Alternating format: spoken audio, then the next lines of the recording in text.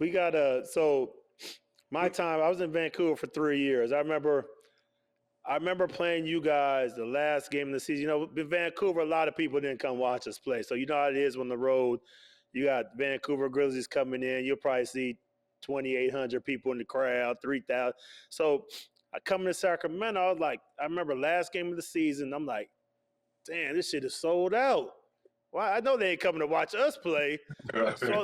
So I remember I was like, okay, that shit would be a great situation to be in. So, I mean, I had my best years there. Going there with you and just playing in that situation, playing basketball again was a whole change for me. So kind of I want to hear your side of the thing, kind of, because Jason Williams was a fan favorite. He was a team favorite. What did you guys kind of expect from me coming in, and how that changed? Because you're the best. I play with a lot of superstars, and I always tell people, yep, you're the best superstar I ever played with. yep. And it's a fact, the way you are, you held yourself accountable. You held everybody on the team accountable. By looking up, by seeing your best player on the team, holding themselves accountable, it trickled down to everybody else. So kind of talk a little bit about that and how you took the role of leader, because a lot of people on the team they're the best player, but they really aren't the leaders. You were the best player and you were the leader. So kind of get into that. If that was too much for you to do, I'll go back over it. No, man, I loved it. I remember playing you, and you came down the lane, and I said something like, I don't know. You said, come down there and I'm going to slap the shit out you. And yeah. And the next play, you didn't even call the play. You just told him to move out the way, and you came down the lane. And I was like, yeah, I like that. I remember that shit, too. I was in Vancouver. That's when I was like, that's my man, you know. And so getting a chance to play with you, you know, I really didn't know what to expect, because we had like success in Sacramento, but we hadn't had success. You know, we had success for a team that hadn't been to the playoffs in many years and everything else.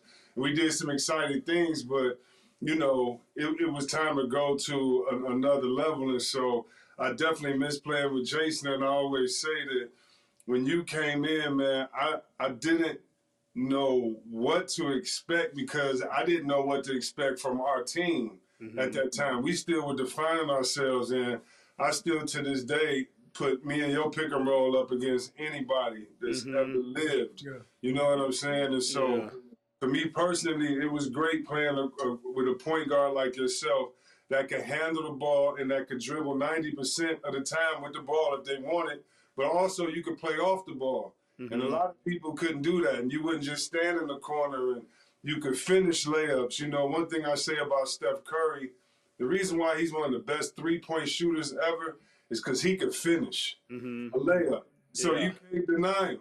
And that was the same with you. Like, whether you sped it up or whether you slow roll somebody, you always going to be finishing. You have one of the hardest workouts, probably the hardest shooting workout I ever experienced.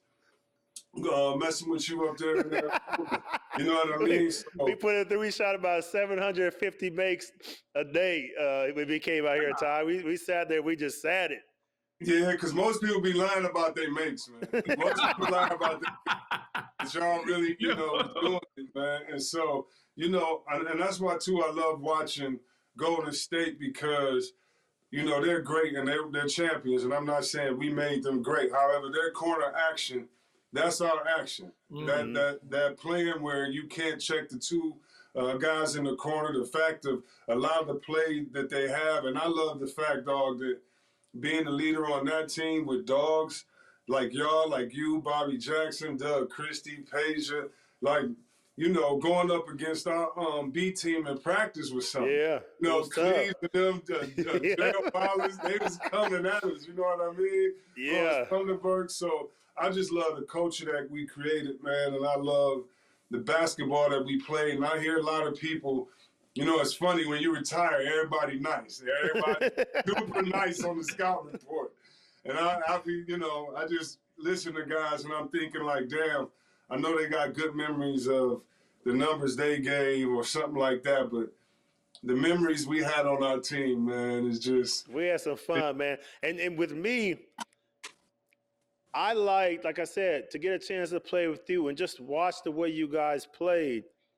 was basketball to me. Like I played in Vancouver for 3 years. Back then you played inside out. So I was kind of the third option out there as far as throw it to Sharif, he'll work, maybe a double team, maybe I'll get a shot, or Country, the same thing. But here it was like give you guys the ball. I remember the first practice and I just passed and was just going to go to the corner because, I've been doing that for 3 years straight. And the ball whizzed past me. and Coach Carell, rest in peace, he was like, you know how he walked with this little, you better be ready, young fella. That's just going to hit you in the head. I was like, damn, okay, so this is basketball, man. And it was just playing with the two of the best passers, I think, that probably ever played the game, in Webb and Vlade. And just seeing the culture of the team and just how we were off the court got me ready for my next kind of thing when I went to Atlanta. I got traded to Atlanta because I watched you, I watched Vlade, I watched the older guys on our team kind of set the pace or set the scale for how a team's supposed to be and how it's supposed to have fun. I think we had the most fun. Like if I look back now, I think I made more fun in Atlanta, but that was probably the most fun that I ever had. We always had fun, man. On the plane, you playing in between, we playing going to the room, we playing Madden. We do. I mean, we had so much fun, man. It was just a great opportunity that there was a chance. I think they broke the team up too quick. I got a question about that, Mike. Like what the watching you guys play. Obviously, C Webb is C Webb, but you guys played as one. Like, and it was so obvious, man. It was obvious watching different teams, and with you being the superstar, you were such a willing passer. Like, where did that come from? When in this day and age, and even back then, the superstars got paid, and like you could literally get a bucket or get a foul 95% of the time you touch the ball. But where did your willingness to pass the ball? You mentioned Magic, but Magic is a Michigan State guy. So don't tell me you was watching Magic. You know what I'm saying? Everybody loved Magic, man. Right. Magic. I was a Magic fan, but man, I learned early that, before Mike came there, I think I averaged like 27 or something like that, and we couldn't win. And I remember playing against the Lakers in the playoffs, and I knew an assistant coach, and they was like, "Yeah, we're gonna let you get yours," or something to that effect. And I just remember always loving having great teammates. You know what I mean? Like the shot, the shot. That's all you got to say in Sacramento. That Mike hit, like having a great player to be in that situation with is all I crave, because me and him gonna get on the plane, have a beer, and talk shit about everybody. You know what I mean? So I don't care who does this, and I've seen his work ethic. You know what I mean? I trust him. So to me, to me, having somebody I knew that was gonna go up against Kobe as hard as he could and come back every play, that's all I cared about, because most people can talk it, but they don't live it. Because there's no guarantee if the shot going in or not. The only guarantee is your heart. And so playing with these guys, man, I come back in every lifetime and come back with that same team, because, it was about the heart. And so I saw from other series or other players we played with, that guy can get a lot of points, this and that. But if the whole team is not a threat, and if we don't play, and we had great coaches, man. That's Coach Carrill, Coach Adelman, Wetzel. I mean, so I just think it was just a perfect environment. Vlade being a great passer, people's temperament, man. So it was just some cool dudes on and off the court.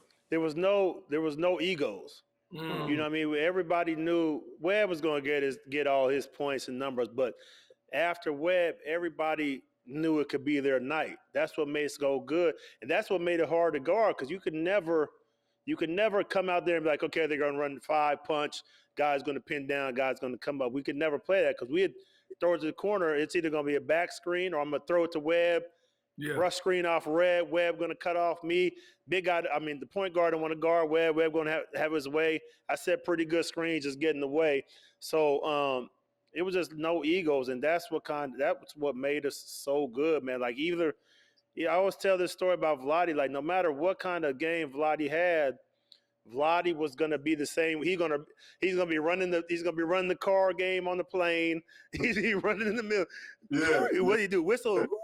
Yeah. You know what I mean? So I mean, it was just a great time being there. Like I said, I think they cut it off too early. We definitely got screwed. So you want to talk a little bit about that, Webb? To thinking the domination that we had that series and how it was taken from us. See, I got another guy on my side that can vouch for me now. That's strong words, taken, Mike. It was taken. It was taken. I'm with you. I'll start off by saying we should have won Game 7. Yeah. So but I was telling them, Webb, that just shows you how much better we were than them in Game 7. We go to overtime, 2 for 13 from the 3, under 50% from the free throw line, and we take the world champs to Game 7, overtime in Game 7. Yeah, and that's what I hope the players today get back to. Don't get me wrong. I wish we didn't want to chip and they took Game 6 from us, but the whole thing about it is that you're in the league, and if you get beat, they got to be damn good to beat you. Mm-hmm. And so when you think it took Kobe, Shaq, the most dominant, and Phil Jackson, those 3 Hall of Famers, with a player like Ron Harper that played with Jordan, that won championships, with Robert Horry, that bad man, you know what I'm saying? It's an honor to battle, man. It's an honor to be in the ring, not just sit and talk about or hate on someone or that. And I can say, we got done in Game 6, and we should have won. And I know how good we are, but just being able to live that true rivalry, man, that's a blessing. When I think about, man, nobody, man, have 20,000 cowbells nowhere. You can't even get people to put on the home team's T-shirt in the stadium.